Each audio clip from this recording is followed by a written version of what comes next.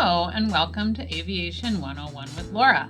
I am here today to go over the FAA's Aeronautical Information Services charts for instrument approaches. And I have a companion video that is the same exact approach chart, the Kansas City ILS or localizer to runway 1 right chart in Jeppesen format. So I'm going to go over this chart for the FAA formatting. Now, one thing I do want to say as we go through, this chart is actually a really old version of this approach. So like if you watch this right next to the Jeppesen version, you will see there's some differences in the charts. That's honestly because over the years, the procedure changed. And this presentation just uses an older chart because honestly, it was all ready to go. So I'm just going for it so that I can release it to you guys for study purposes. All right, so let's hop to it. What you will see here in the top corner, the right-hand corner, and also that's the same as Jeppesen, but on the FAA's chart, it's in also the bottom right-hand corner. We have the information of what runway and what airport. So you want to always make sure that you are doing your approach to the actual airport that you want to be going to. And the FAA prints it right below the name of the chart title. So this one is ILS to runway 1 right. Now, the next area right below our title is all of our frequencies. And it's kind of like the Jeppesen method where they've got the briefing strip. That's the Jeppesen word for it. The FAA doesn't have a trademarked word or anything, but they still have this briefing section at the top. And at the very bottom of that briefing section, we have all of our communications frequencies that are all listed, ready for you to use. You will notice on the FAA type of chart, they will include UHF frequencies because the military is a user of these charts, as well as civilians. Then you have in the top corner your navigation aid information, and also some information about how long the runway is that the approach goes to, and as well as, so here's our landing length, as well as our airport elevation and touchdown zone elevation. The DME on our localizer is listed as a localizer DME, and they also include the channel of the DME, which super old school. I don't know anybody's DME that still is manually tuned, but they have that listed as well, just in case you need it. Next, we have our note area, just telling us a note that you could have somebody doing the approach on the parallel runway. We have the missed approach instructions typed out completely, plain text, and then in the middle, we have a depiction of the type of approach light system that is available on that runway. All right, so the minimum safe altitude is farther down on the FAA type of chart format. It's bound in the bottom area of our plan view. So here's an example of this one. Now, what I do like about the FAA charts is they always tell you the radius of that circle. So this one, it says right on it, 25 nautical miles. And let me pull up another example. This is not from this approach. This is a segmented circle where you get the minimum safe altitude, but on a quadrant basis.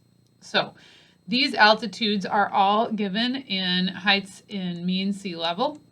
And if you fly at these altitudes, you will have at least 1,000 foot obstacle clearance in non-mountainous and 2,000 foot obstacle clearance in mountainous terrain. And it is always a good idea to query ATC, ask them if you are ever told to fly at an altitude below the published MSA. All right, so let's move on to the plan view. So this is our overhead view of the entire instrument approach procedure. If we just went straight up and we just look down at that chart, that is what we would see. That's our overhead view.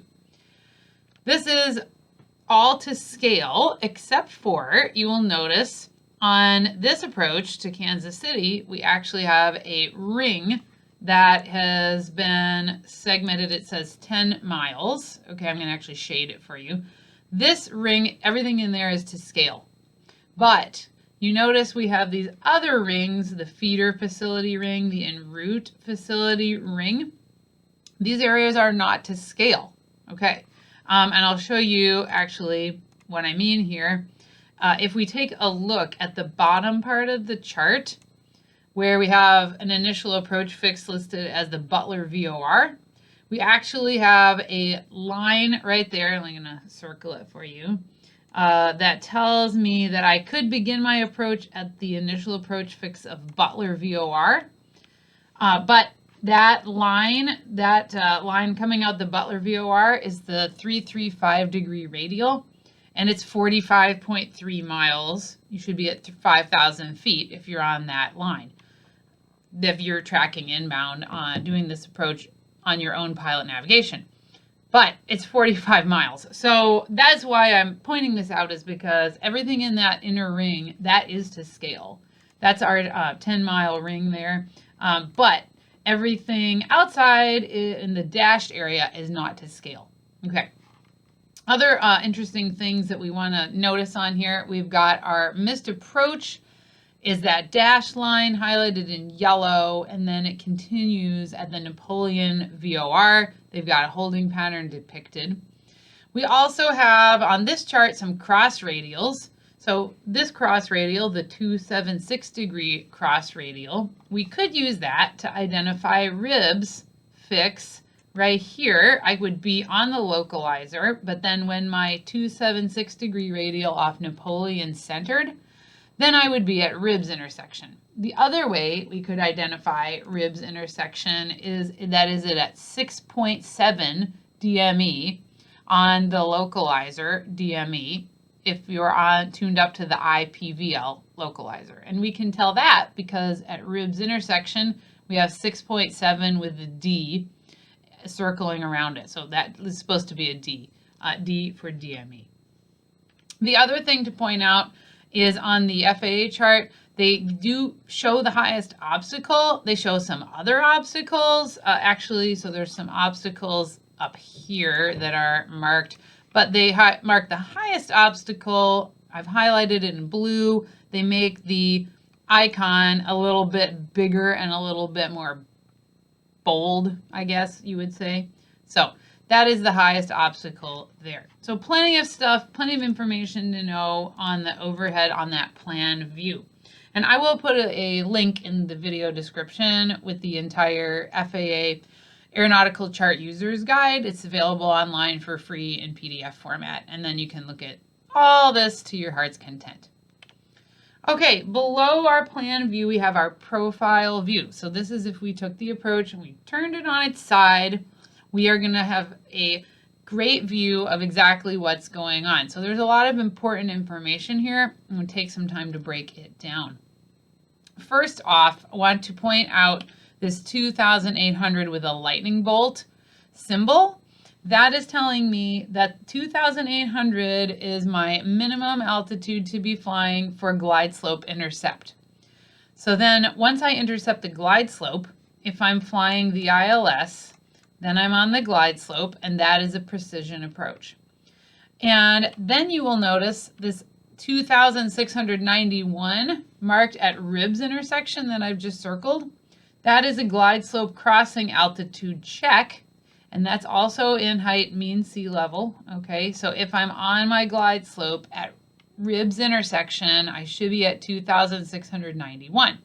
And I have a check I do then, I'm going to do at that fix that they give me. That's my glide slope crossing altitude check. Another good piece of information we want when flying the glide slope is what is the glide slope angle, and you can see that it is circled down here at 3 degrees glide slope, and on that glide slope I would cross over the runway threshold at 59 feet. Okay, above the ground. All right, so let's also take a quick look at something else that's marked here at ribs intersection. So at ribs intersection, we also have this Maltese cross. This is called a Maltese cross, and that signifies my final approach fix. And that would be for if I were flying the localizer only approach, which I could do. That would be a non-precision approach. Okay, So if we're flying the non-precision localizer only, then ribs is my final approach fix. I can tell because of my Maltese cross. And I know I'm at ribs intersection if I am 6.7 DME from the IPVL localizer, which is paired with DME. You could also use radar to identify it. That would involve ATC. Okay, so next, I want to talk a little bit about the planning information that we've got given to us on this chart.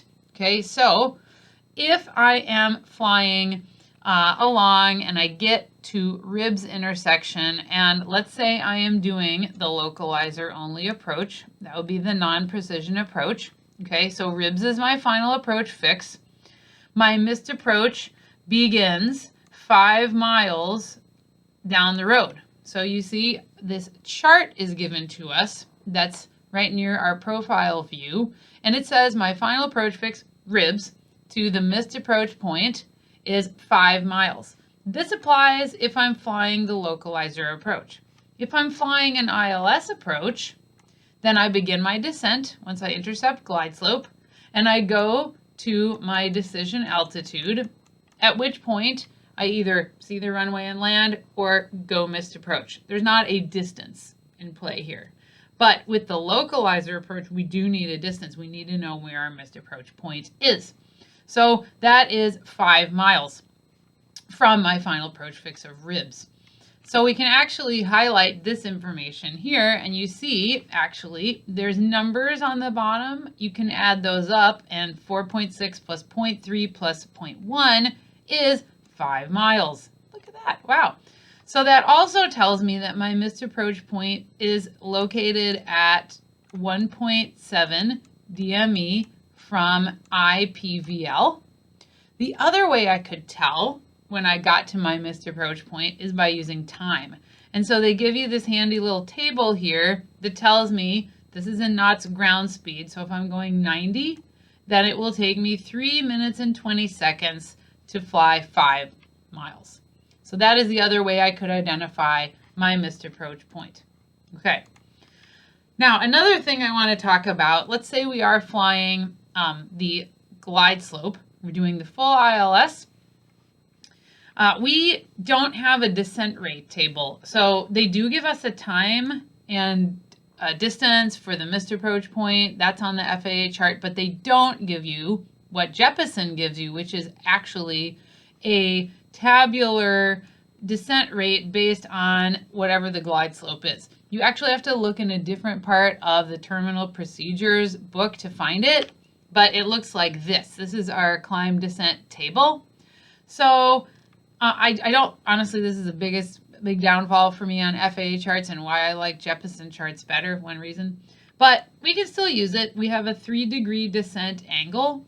And in the 3-degree descent angle, if we are going 90, then that's our ground speed. So here's 90. We find where they intersect, and we see that we should use 478 feet per minute descent rate. Okay, so that's helpful for us, and we can interpolate as necessary. Okay, other information that we've got here, various fixes along the way. I already mentioned the missed approach point being located at the IPVL 1.7 DME, but we also see that there is an inner marker and a middle marker that we would hear while flying that approach. So that is also good information to have. The other part of this profile view we're going to come back to is these little icons, and that has to do with how to fly the missed approach. So just put a pin in that. We'll come back to that in a moment. Another thing you might see on an approach is this visual descent point. It looks like a V. It looks like that on FAA charts and on Jeppesen charts.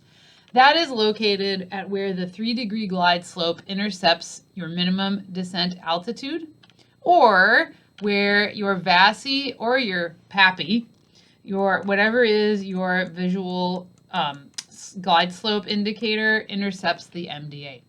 So you really shouldn't be descending below the MDA before that visual descent point. It exists to help the pilot determine how to make a normal descent to landing. Okay, let's move on to the minimums part of the chart. So that's at the very bottom of my chart, okay? And so looking at that part, that is going to help us to know the difference between our decision altitude and our minimum descent altitude. And here is an example. Here's what it looks like. So I'm going to highlight the various boxes and then we're going to talk about them. These top two are for straight-in approaches. So you see the letter S in front of the different approach types. This first one is for an ILS to runway 1 right. The next one is for if we're doing the localizer only. So this is a minimum descent altitude. Now notice the FAA actually doesn't tell you that one is a DA and one is an MDA. They just assume that you know that. Now Jeppesen actually labels it. The FAA charts do not. The bottom part is for circling. And so if you want to know more about circling approaches, it's where we would be maneuvering to land on another runway. I have a different video about that. You can check that out also. Along the top, we have all the different approach speed categories, A, B, C, D. So Jeppesen puts them on the side, the FAA puts them on the top. This is like a part of the chart that is very different from Jeppesen. So that's why I'm going to spend a little time unpacking it. So I'm going to highlight these in different colors. So you see the top two, these are for straight in, that's the yellow area. The green area at the bottom, that's for circling. The categories are divided into these lines. So we have, for example, there is a line right here between categories C aircraft and D aircraft. Notice A, B, and C are all exactly the same for the straight-in localizer to 1 right. This is different from the straight-in localizer 1 right if I were in a category D aircraft. Unfortunately, the FAA doesn't print the category speeds on here, so you just have to know them. Jeppesen prints them on the chart. Okay, so I have too much writing on this slide. Let's erase that. Okay, there we go. All right. So another piece of information that we notice is a little bit different. This first circle has a slash mark here, and this circle for circling has a hyphen right there. See that? So let's make a hyphen come in. So there's a hyphen, and up here we see a slash. What is that about? Okay, the hyphen indicates that whatever is next to it is in statute miles visibility. So that means for a circling approach, I would go down to 1,540 feet MSL, and I need 1 statute mile visibility. Okay, that would apply to a category A and B aircraft because we have a line here that divides it up. Okay, all right, so that's categories A and B. Now, for the straight-in localizer to 1 right, I go down to 1,360 feet MSL. That's my minimum descent altitude. We see the slash. That indicates whatever's on the other side of that is an RVR. So that means we need 2,400 feet RVR, 24, printed right there, 2,400 feet RVR to do that approach. That's the minimum visibility. Okay. And that would be for category A, B, and C aircraft because here's the dividing line for the straight-in localizer 1 right. Cool. All right, couple other pieces of information I want to point out while we're here. On the straight-in ILS, so this is a DA, so we would go to 1,216 feet MSL, and then we either land or execute the missed approach. This 200 number right here, that is our height in AGL if we are at that decision altitude. So for the straight-in localizer 1 right, this 344, that means 1360 MSL is at 344 AGL. Okay.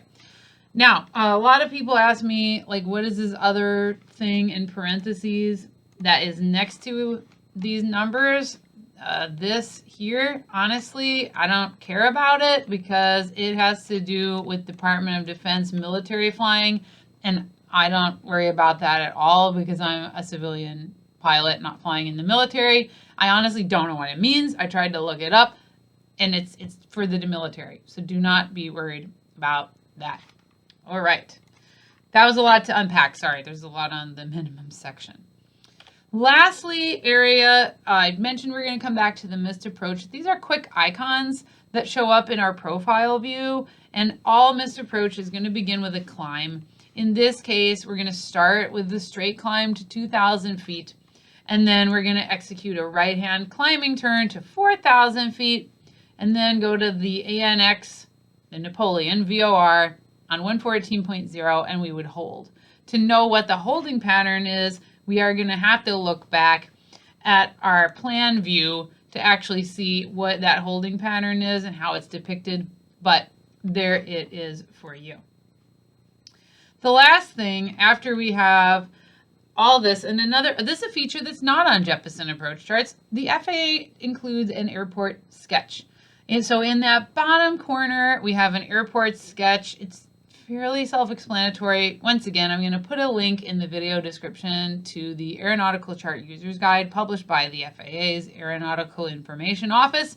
So you can check that out, but that is a handy little tool. However, it is not detailed enough for navigating a complex airport such as Kansas City International. You notice none of the taxiways have any labels. I have no idea what they are lettered as, and there's not enough information for taxiing around here. You need the full airport diagram for that. However, it's still really helpful because we do have a little bit of information. I'm going to show you a different airport sketch. One thing I really like about these is that they do have an arrow that shows you the direction you would be approaching from. So that, for me as a pilot, I'm like, okay, now I have an idea of what the runway layout will look like as I approach the airport. Once I get visual, I know what I'm looking for. The other handy piece of information that they give us here is another reminder of the airport elevation and the touchdown zone elevation. Clearly, this is not Kansas City International, but it's just an example of another airport sketch. So thanks for watching. If you want to check out the video about Jeppesen charts, that might be helpful if you want to study those and become conversant in both types of charts. And secondly, thank you guys for watching. Don't forget to like and subscribe. Share these videos with somebody else who's going through their training. And as always, have a great day.